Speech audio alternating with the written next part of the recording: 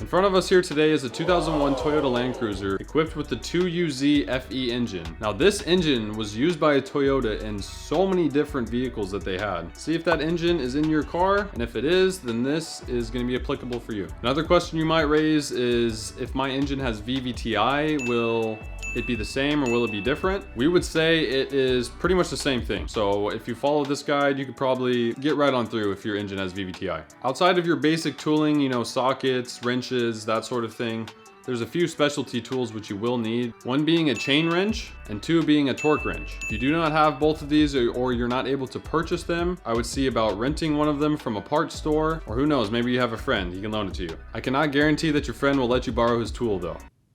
Can't do that.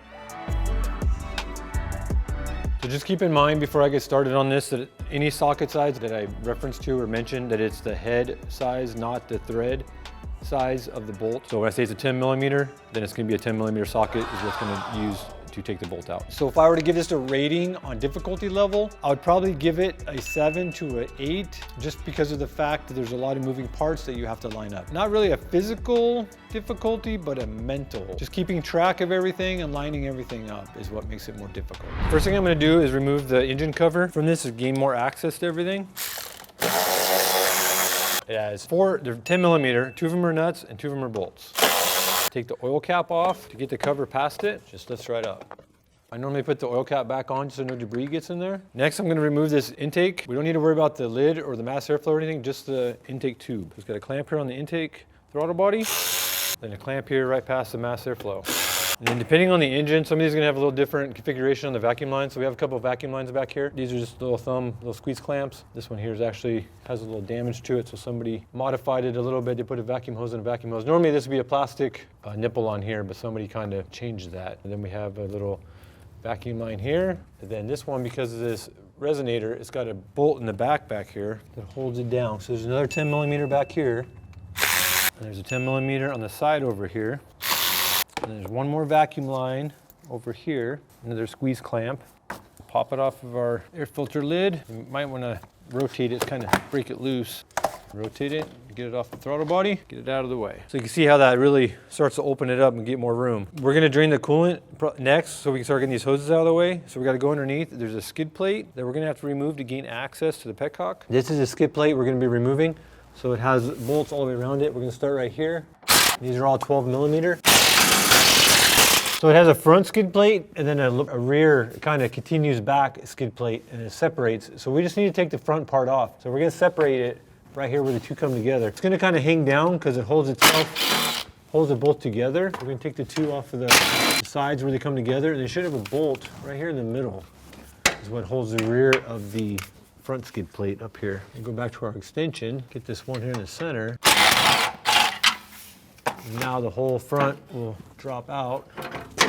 And I just like to slide it back under the car out of the way. It gives us access here, and our petcock is right here. So we'll get our catch pan for our coolant. We'll open our petcock and we'll go back up top. So we have our pan here.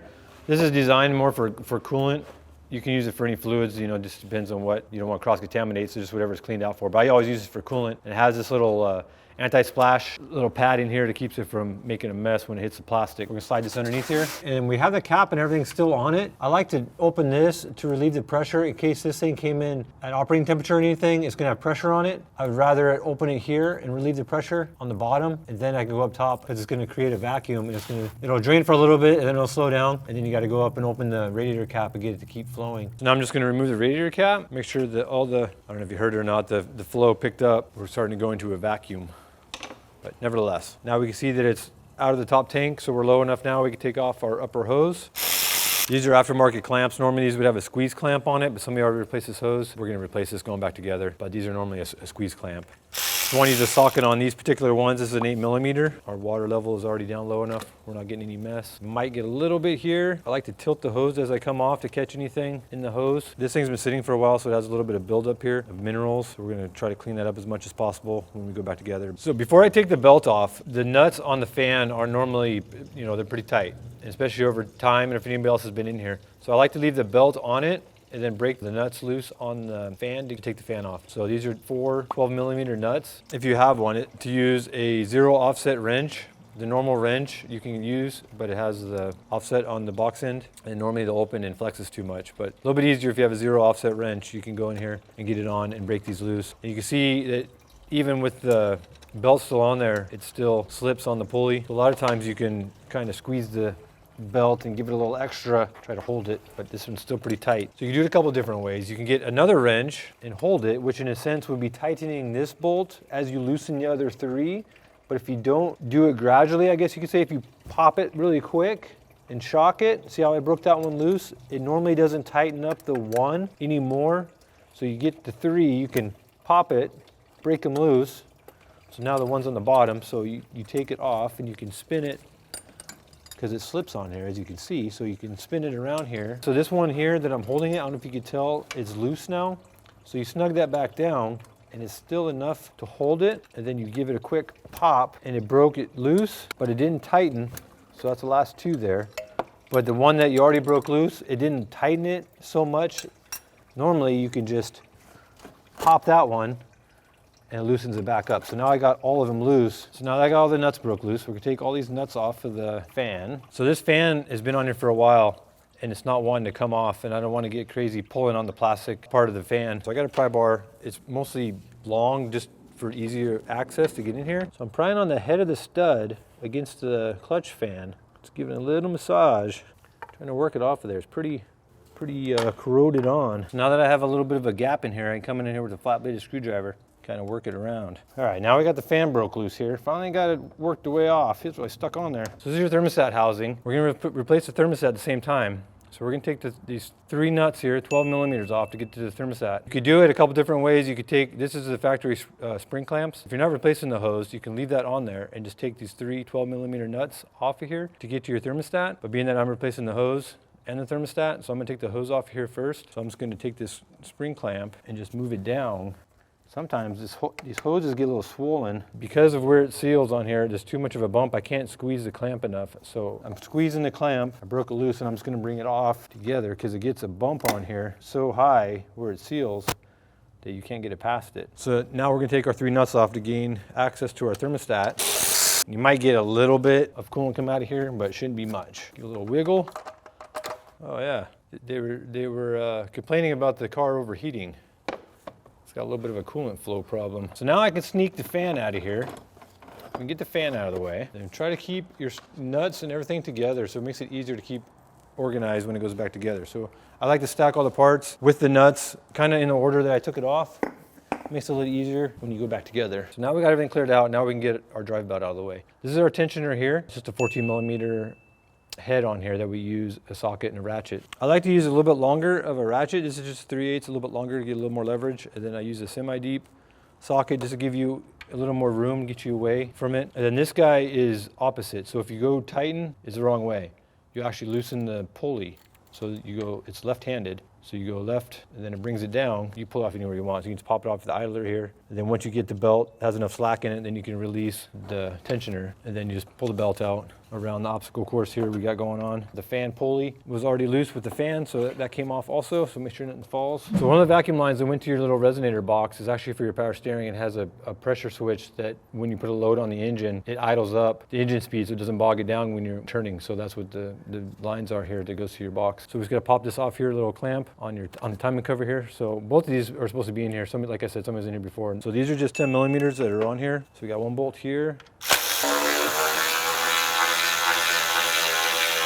And I could tell that somebody has been in here already and over tightened that because it's a stud and the whole stud is coming out with it. So I'm gonna take these other nuts out, or the other bolts out first. And that gets the pressure off of the cover, so now it's not all bound up. Kind of have to wiggle it now because that stud is kind of messing it up a little bit. So now we have our tensioner and we have this little plastic cover here. So these are all 12 millimeters. You might need to take the bolts out because they're really long. And then it allows you to put your little plastic at an angle to get it popped out. So this is a little plastic cover here. It's kind of like an apparatus here. All this is kind of tied together. So this tensioner goes behind the alternator bracket right here. So you can see that it comes over right here and the alternator is actually in front of it. So we gotta take this nut off here for the alternator, but the power steering is kind of shared in the way because you can't slide the alternator off of this stud with the power steering right here. The body will hit the pulley. So I'm gonna use an extension and just a short socket here, because you gotta come through and you come through the pulley, and we're gonna have 3 of them. So we get on here, so we have 1 there, and you can just leave it in the same spot and just rotate the pulley down. So there's 2, and then there's 1 more here, it's rotated down, and there's 1 more here on the bottom. And you could leave your bolts there, but you have the risk of them sliding out, so I just take them, you can line up the groove here in the pulley and just slide them out, just make sure they don't fall and get lost somewhere. So I just take them out now. It just moves it to the side, it's totally fine. Our alternator here, and you see how the idler goes behind it. So we take this nut off here, and it's gonna have 1 on the bottom because the alternator is fixed. Take the one off the top here. So this is just a 12 millimeter on the top, and it's a nut because, like I said, it's on a stud. And then you kind of got to feel, so right here is the other bolt that holds the alternator on here. You kind of want to be careful with this. It's not a bad idea to disconnect the battery, because you do have your charge. So if somebody replaced this battery or something, or this alternator at some point, if somebody replaced this and they didn't put the cover back on the charge stud for the charge post on the cable on the back of the alternator, it could be a bare, not a wire, bare connection. It's where the, the charge wire goes to on the back of the alternator. It normally has a cover. So if somebody did anything to this, you don't know. It could be bare. So it'd be a good idea at this point to disconnect the negative part of the battery, just so you don't have any problem down there. So we're just gonna take our 10 millimeter here and take off our negative side of our battery really quick. And it's not a bad idea if this is a customer car or something that you're doing to go in and check the presets and write them down, because people get a little upset when they go back in and something's different. So you can program them back to the presets that was in there if you just make a little note. So come down, we'll get our other 12. So it's a bolt on the bottom. So we got 1 bolt, 1 nut. Okay, we got a power steering pump pushed to the side here. So now we have room for our body to come past our pulley. So now we're just gonna slide our alternator off of that stud. You should have enough slack in your harness and everything that you're just gonna be able to bring this up, okay? And you're just gonna set your alternator down there. That's why you wanna disconnect the battery, because if that charge post is bare, if they didn't put the cover, somebody did anything to this and the cover's not on there, you have the risk of arcing that with something back here on the metal, and it'd be a direct short, battery voltage short. So that's a major, you got some serious problems. Now we're gonna take these 2 12s off. But you see how they're studs, but this one here has an inverted Torx on it, so it's a little bit deeper. So if you use a shallow socket, it's not quite enough to get it off of there. So you can use a deep, or you can use a semi-deep. I have a semi-deep. Besides the two nuts here, we got one more bolt right here on the bottom, and this is gonna be a long bolt. So now our tensioner is free, so we can just slide it off and bring it out. And if you wanted to, you put the bolt back where it goes, and you got your 2 nuts, keep track of all your hardware. And it's easier, we're just gonna take this idler pulley off of here. It's easier to just gain access to everything else. So we got a 14 on here. We're just gonna take the 14 bolt out, get this idler out of the way, slide it all off together. You don't have to worry about anything on the back side of it, because it's actually part of the casting here of this whole bracket. It has the little step for the idler. And this is a good time too, coming apart. You want to check your bearings to see if you want to replace any of these. So you just hold where the bearing part of it is, and you can spin it. And that actually has a little, kind of a little noisy. So now would be a good time to replace this if you wanted to quiet up your accessory drive. So now we're taking off the driver's side cam cover for the cam sprocket, but we have this little bypass tube here. So it goes up here and goes to the throttle body, and it comes down and it goes over here to this little bypass that we already took off. Then it comes down and it goes to a hard line, and it comes down here to the oil cooler on the oil filter. So you can see it has the bolt here. The hard part of the tube has a support bracket, and it has a 10 millimeter bolt here down at the bottom. Follow it up here. It shares this nut that we took off on the other side that brought the stud out. That bracket goes on to that nut. So I'm gonna start with taking off the bolt on the bottom here that I pointed out. Now I'm gonna take off that nut that's on that stud. And then I'm gonna take off the same bolts around this timing cover. So we got this loose, we can wiggle this off this stud. There we go. The driver's side's a little different because it has cam sensor over here. So this is the cam sensor harness. Normally it has a little plastic clip that would hold this to the cover. Somebody had a zip tie in here. It's right there. You can't, I'll show it to you when you get it off. But this, so we need to unplug this is what's going on here.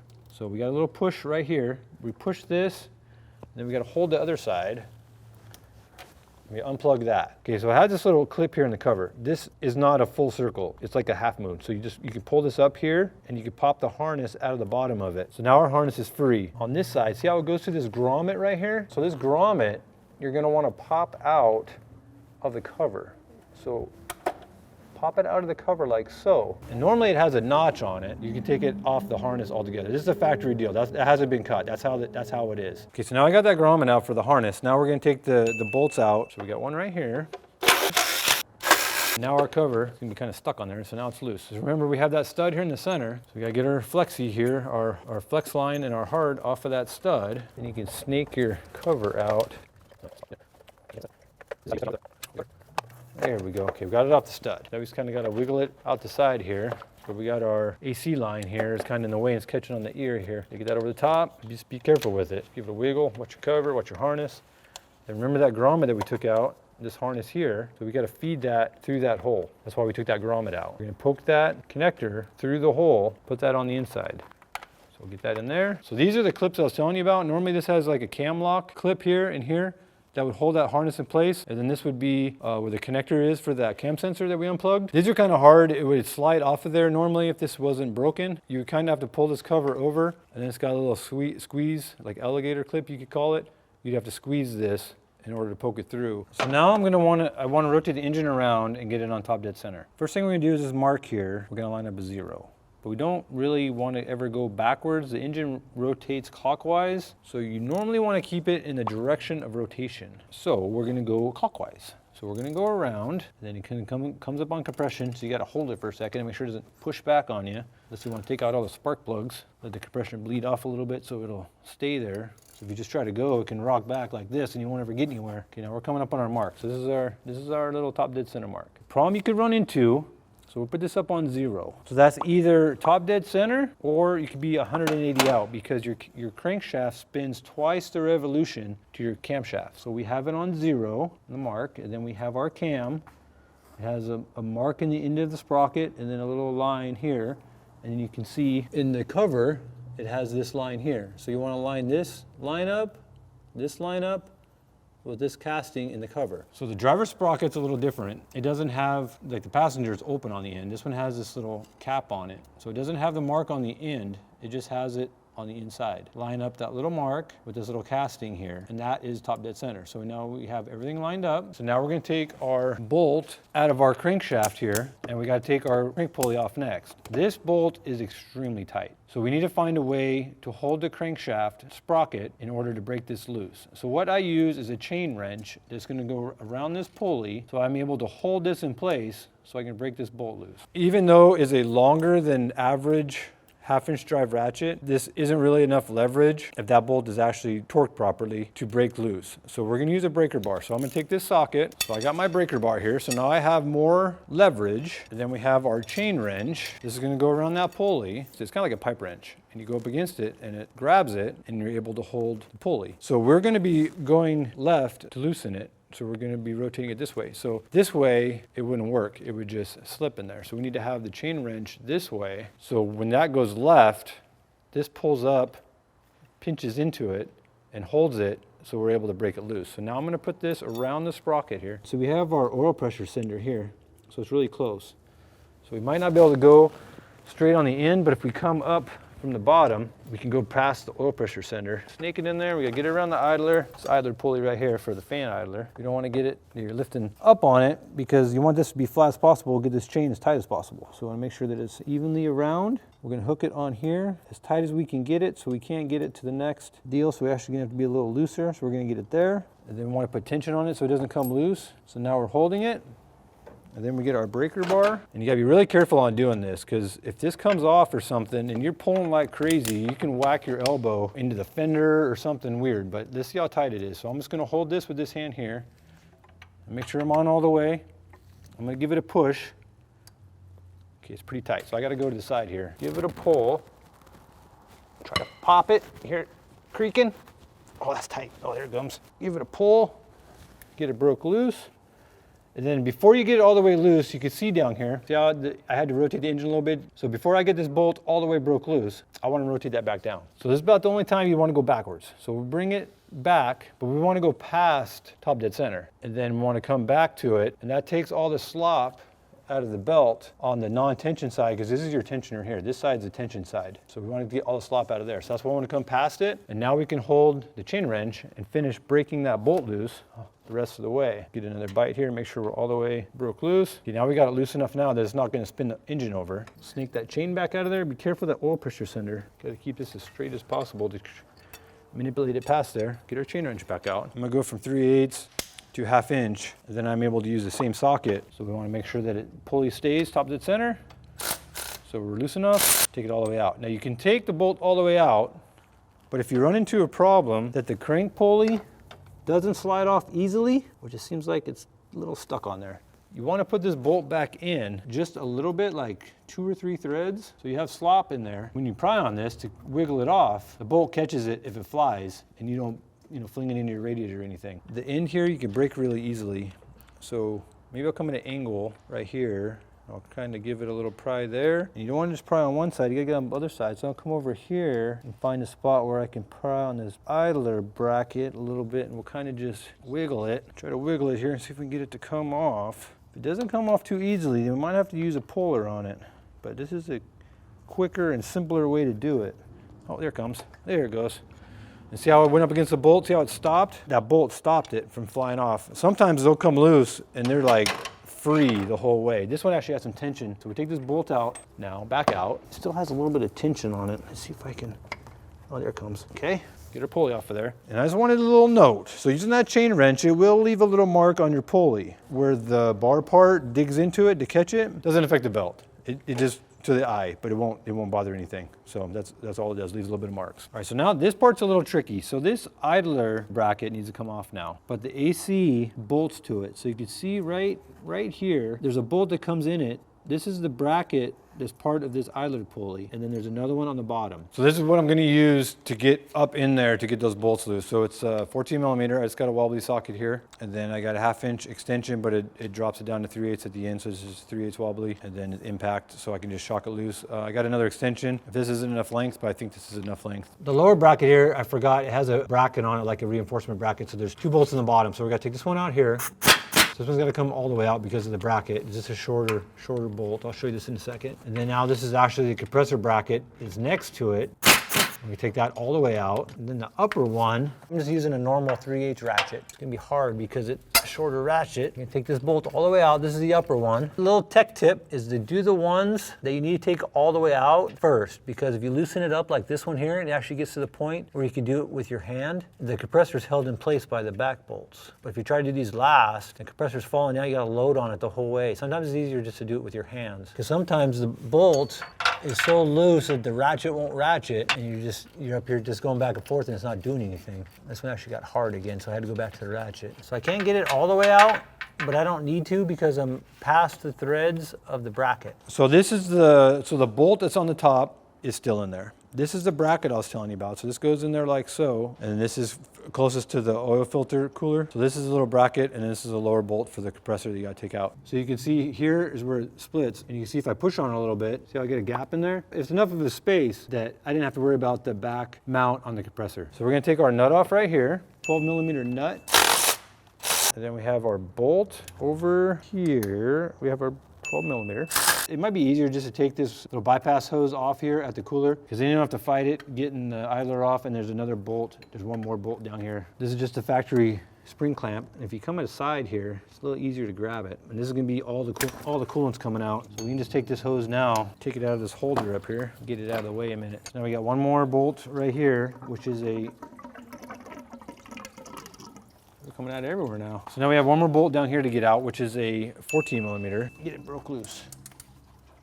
It's a long bolt, but it's 14. So the compressor has a dowel pin where it goes into this idler bracket.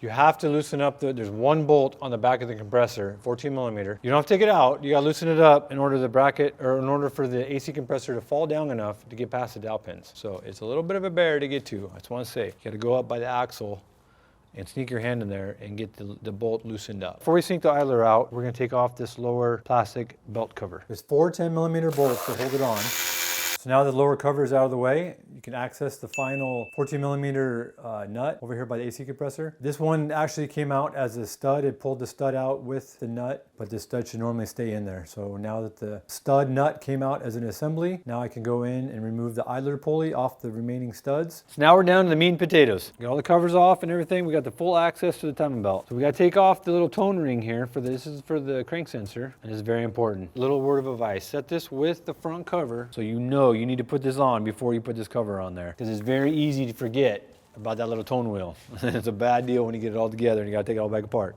Are you speaking from experience? That might have happened once. So we got our water pump here. This is an idler pulley, and this is our tensioner pulley.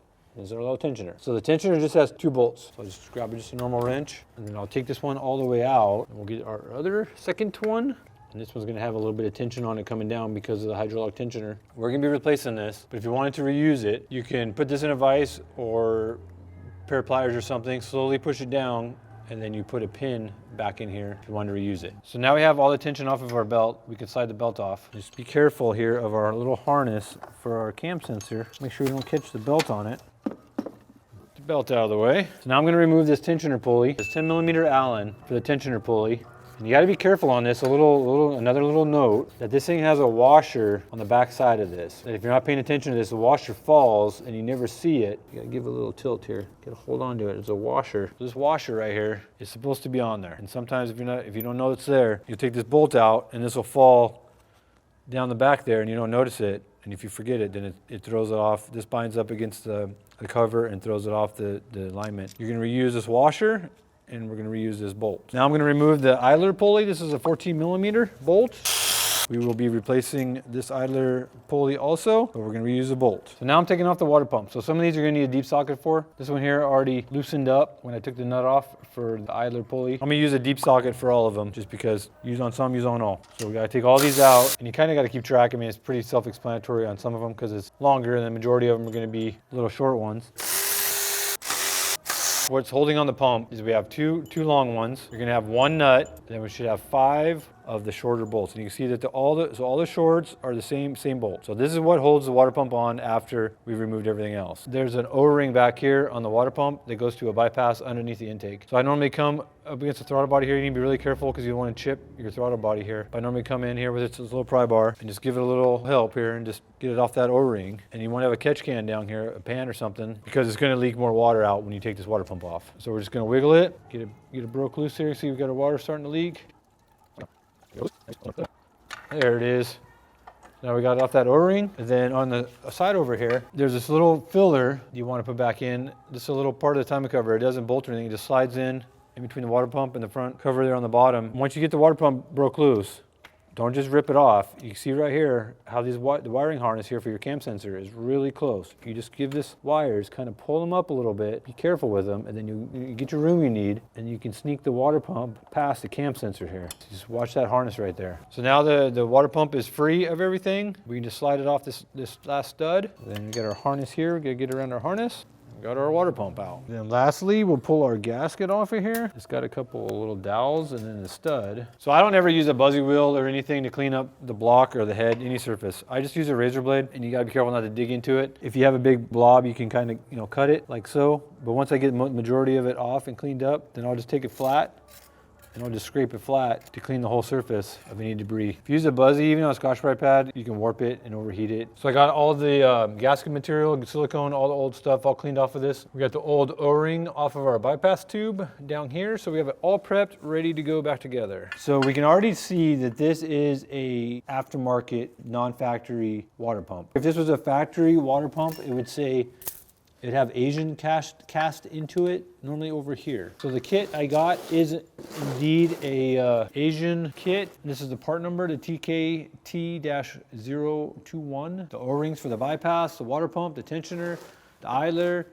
the belt, everything. So you can see on this guy, the factory ones, normally it's a smaller casting somewhere on here, but it's worth it to spend a little bit more for a higher quality water pump and higher quality kit, the water pump and everything. So we have our hydraulic tensioner. We got a new tensioner already loaded with our grenade pin. We got our new gasket here. The other one was dry and hard. Tensioner, and you can see it doesn't come with the bolt and the washer. That's why the hardware, you have to reuse it. We have our new idler pulley, and then obviously our new belt. It even comes with new bolts, and they are the same style. If they were aftermarket style, I probably wouldn't use them. I'd like to use the factory bolts, but I'll use these because they're the same style. Even gives you a little reminder deal you can put under the hood that you fill out, and you know when the date and the mileage of when it was done, so you know when to do it next. So the first thing we want to do is put the O-ring on that bypass tube. You always want to use a lubricant when you put on the O-rings. You never want to just put it on dry and then try to slide the water pump or anything over the top of it, because it'll catch it and it'll either peel it up or it'll cut it. So we have some trans gel here. We want to lube the O-ring here before we put it on, and then after we put it on, we want to make sure that it's good. and lubed. So we want to get some on here so it doesn't pinch or anything on the tube. We already have the tube wiped and cleaned up. So we're going to sneak this over here, kind of just roll it over very carefully. Now that we have it on there, add a little more trans gel. To the side that's facing the water pump, the O-ring is going to hit it first. Make sure it's lubed coming in. Now we have the gasket we're going to put on. And you see that it is a multi-layer gasket and how it has the rubber lining. So a little note, if this surface on the block has any damage or scarring or anything, sometimes I would add a small film of silicone to the block side. If somebody was in here before and they just went crazy and they used a scraper, somehow gouged it, that this rubber part possibly wouldn't seal it. So you might want to put a little silicone, nothing crazy, a little silicone around here, just give it a little extra added assurance. The block on here looks good. Nobody got crazy with it, so I'm gonna put it on dry just like this. So we're gonna sneak it in over here. We gotta watch our harness. We have a dowel here, centers up our gasket, so make sure it's up there, because if you have it like this and you go put the pump on there, you could pinch it and then it'll kick it up or something and get it all, get it messed up. So you wanna make sure you're on the dowel, and then you have a dowel right here. So it is a deformed gasket, so you wanna make sure that it's somewhat flat and it's gonna stay there. So you can see this stays over the dowels. So now we're gonna get our water pump, and even a little extra added insurance, I'm gonna get a little trans gel and I'm gonna put a little on the water pump side, because I don't want it to pinch that O-ring and roll it, do anything crazy with it coming in, and a little extra is not gonna hurt anything. So we wanna make sure that none of that trans gel gets onto our gasket surface, because we want that to be dry. So we just wanna make sure, give it a wipe here, make sure we have no debris, no oil where the gasket's gonna seal. Be careful of our trans gel right here. And the same thing, we're gonna sneak it over here. Our harness goes right here around the water pump, so we need to make sure that the harness isn't back here getting pinched or anything crazy. So we just take a note of our gasket, that it's still on the dowels, everything's fine, nothing moved. So it's gonna go on this one here. Watch your cam sensor that we noted coming apart. So when you start going on, you only have the one stud lining you up. And the older the car is, the more brittle these wires are going to be. And then just peek in there, gasket's still on the dowels, everybody's happy. And then now we're going to line up our bypass here, so it's going to float in there a little bit, so make sure we're going on there okay. Everything's looking good. Just push it on, you can feel it push on. Now at this point, you want to hold it, because you don't want it to come off of those dowels and have your gasket move or anything. So now we're going to hold it here, and we're going to grab our long bolts that I set on the floor. We're going to have my trusty assistant grab those long bolts that I shouldn't have put on the floor right there. So a little note to self, make sure the bolts are in arm's reach. Okay. Just run them down snug, and then it'll hold the pump in place so it won't fall off those dowel pins. Any risk of that gasket getting in there, falling out and getting pinched. So the factory torque spec on these bolts, the bolts with the studs and the nut are 13 foot-pounds, and then all the 5 bolts are 15 foot-pounds. So I have a little 1/4 inch ratchet, and I'm gonna step it up to 3/8. So I could use my deep socket I have right here. So 15 foot-pounds, 13 foot-pounds is not very much. I don't want to waste a lot of space on torquing it and ratcheting with the bigger ratchet. So I'm going to make sure these are snugged all evenly somewhat. So I'm just going to do this a little bit here on each one, get them all somewhat even. I'm going to be a wild man, because between 13 and 15, I don't think the bolts are going to know the difference. So I'm going to torque them all to 15. So I'm going to start right here, and I already got the torque wrench here. We've got 15 foot-pounds. So if you want to keep track, and being that you can't see them all, you can count and make sure you torque them all. So let me take it from the top here. So we got 1, 2, 3, 4, 5, 6, 7, and then 8. So I got them all torqued. Then you just want to give your water pump a little spin. Everybody's happy, things good, water pump's done. So before we put the idler on there, we want to put this little timing part of the timing cover back in there, and it just slides in. So it goes right here, between the lower cover and then in the water pump. So it slides up in there, and you can see that it's behind the idler. The idler goes right here. So now we got our bolt cleaned up, a new idler bearing, and I'm gonna do the same thing. I'm just gonna use my little 1/4 inch. I got stepped up here to 14 millimeter, and this gets torqued 29 foot-pounds. So we're gonna run it down by hand, make sure everything's seated properly, and that it's in the step and everything. So once I get close like this, I wanna pull it up onto that step of the bolt and make sure that it's all lined up, because it could get cocked behind it, and then you torque it, and it's not centered in there. And when you torque it, you want to try to do one full motion. There we go, 29 foot-pounds. Next is our tensioner pulley. Want to make sure there's nothing in the back here, any debris or anything that's going to keep that thing from sitting flat. So we're reusing our bolt, and I got it all wiped up. I got a little bit of wheel bearing grease here. I'm just going to put a film on here, and I'll start at the beginning, and then pretty much when you put the pulley on, it'll pull it down. So this is how it goes in the vehicle. So your tensioner's here.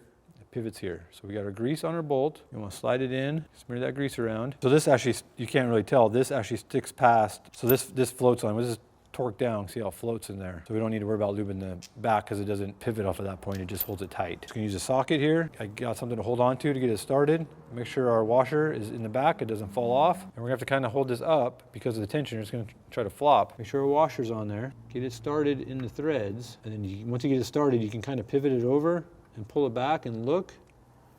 And you can see that the washer's in there, everything's good. You kind of want to keep an eye on this when you tighten it up because you can get it in certain spots that it'll bind up. And normally if you have it over here where it's going to pivot at, it won't bind up. I'm going to run it down by hand as you go, kind of make sure that it's not binding. Okay, now we're down snug.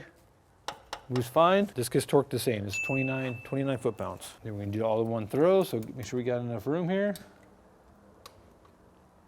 So I'm going to put the timing belt on it now. So I find it easier to not put the tensioner on yet. So this has a little bit, it has more room to get out of the way. So I let it sit like that. I leave the tensioner out of it. So they kind of help you on the belt. They got little arrows that you want to line up with your timing marks. So you got the left cam. So this is supposed to be set up like you're sitting in the driver's seat. So the left side of the left cam is the driver's side and the right cam is the passenger side. And then if you go around the belt here, it has a spot for the crank. So there's a dot on the crank pulley here. On the keyway is more towards the driver's side. It's more on the bottom. It's kind of by the crank sensor. There's a dot down here. You want to line up the crank arrow with that dot. So it's going to point forward to the dot on the pulley. And it's kind of hard to hold all this stuff by yourself. So you can get something like this, just a little thumb, little clamp.